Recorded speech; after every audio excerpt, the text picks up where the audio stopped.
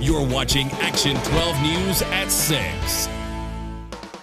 Good evening and thank you very much for joining us. I'm Brian Dorman. We begin with breaking news. We are following a bank robbery out of the city of Joplin. It happened just after 5 o'clock at 12th and Rangeline Road over at Great Southern Bank. We're told by Joplin police that a man with a gun walked into the bank. We are told he was able to get away. We do not have a description at this time. We are waiting for that return phone call to find out exactly who police are looking for. We are told that no one was injured. Of course, that's the good news. We have a crew heading to the scene right now. Of course, we'll have the very latest on this bank robbery happening at Great Southern Bank at 12th and Rangeline Road in Joplin on 4stateshomepage.com, as well as Action 12 News tonight at 10 o'clock. On to our top story now. A Parsons man charged with murder will spend 12.5 years in prison. That is the sentence for 23-year-old Justin Cooper. Cooper pled guilty to voluntary manslaughter for the shooting death of 35-year-old Michael Henninger. Shooting happened in June following an argument.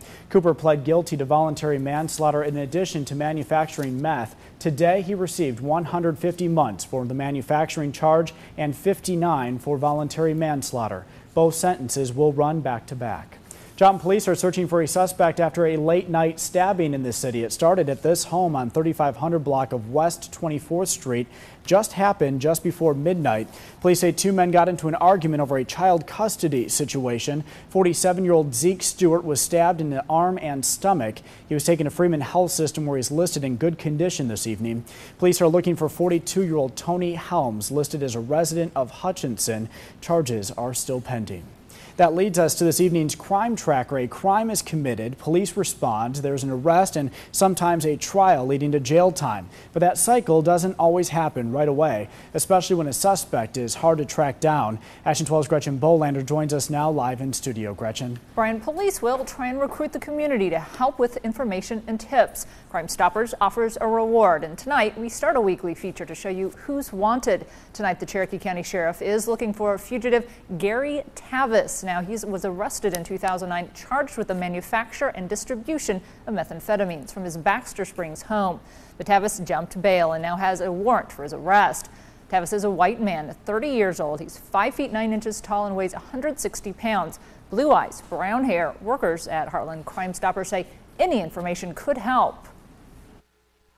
That maybe that's the one thing that's going to make the connection, or it's going to lead the officers to, solving that crime eventually. So, yeah, even if it's a small bit, if, maybe it's the hit and run and they just know the color of the vehicle. I mean, that just helps narrow it down. And you can find a link to Heartland Crime Stoppers and other cases on our website, 4stateshomepage.com. Ryan, back to you. Hey, Gretchen, thank you very much. I'm just getting a note passed to me here, the very latest on this breaking news story that we are following out of the city of Joplin. A bank robbery at Great Southern Bank at 12th and Rangeline Road. We do have a suspect description now. They are looking for a suspect, a man with a blue hat, blue and white shirt, wearing blue jeans, and has a Band-Aid on his nose. We are told that there is an area set up around there with dogs searching the area near Great Southern Bank at 12th and Rangeline. A story we will, of course, continue to update as we continue to get more information. Connecticut Street in Joplin will soon reopen after a major construction project. For those who live around the construction site, say the process seems to be moving at a snail's pace, but city officials say the project is right on schedule. Railroad construction forced road crews to wait to begin their portion of the work. Those nearby are ready for the crews to move out and traffic to move in. Well, I don't know how long the project was supposed to take. It just seems like it's taken way longer than necessary. They finished the paving on all of the rest of Connecticut a long time ago. Connecticut is expected to be open by the end of the month.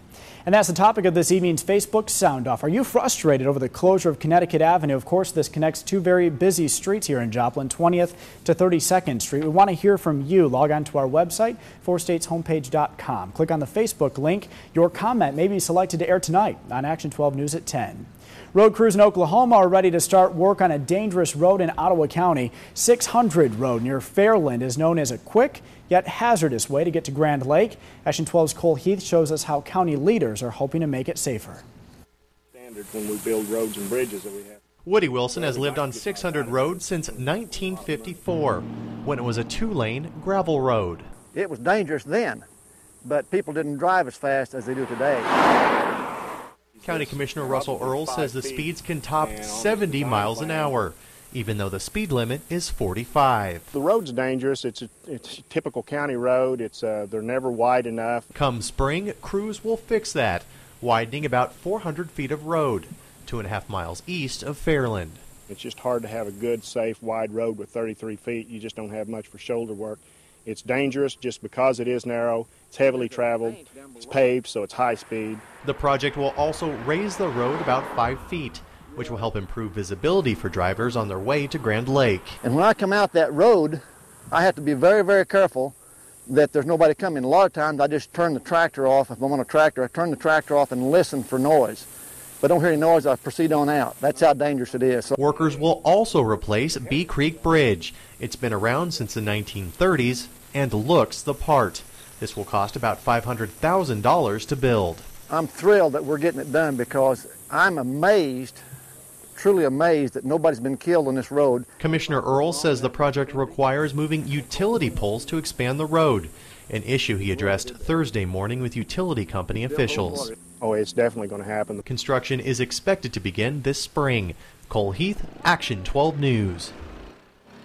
Taste of fall across the area today, but will summer make another return for the weekend? Let's ask Ray, standing by in the Weather Center. It will. Summer's not letting go just yet. We are getting a nice break tonight, though. Very mild outside. Temperatures in the middle and lower 70s actually for highs today. So we have seen a little change in pace as far as our weather goes for today anyway. Overnight lows tonight are going to cool off enough that we could even see a little patchy fog. But right now in Joplin, the start off fastcast with 72 in Joplin, 75 Neosho, 70 right now in Pittsburgh. And we actually have upper 60s for current temperatures right now in Chanute and also in Fort Scott. Headed into the overnight hours, as I mentioned, maybe a little patchy fog as we get towards the early morning hours. Otherwise, 61 in the morning, 86 in the afternoon. So it starts to warm up. Some of you could actually be close to 90 degrees as we get into the upcoming weekend. And I'll have your full forecast here in just a few minutes. All right, Ray, thank you. Much different story last night. Columbus Elementary School damaged as severe storms moved through the area.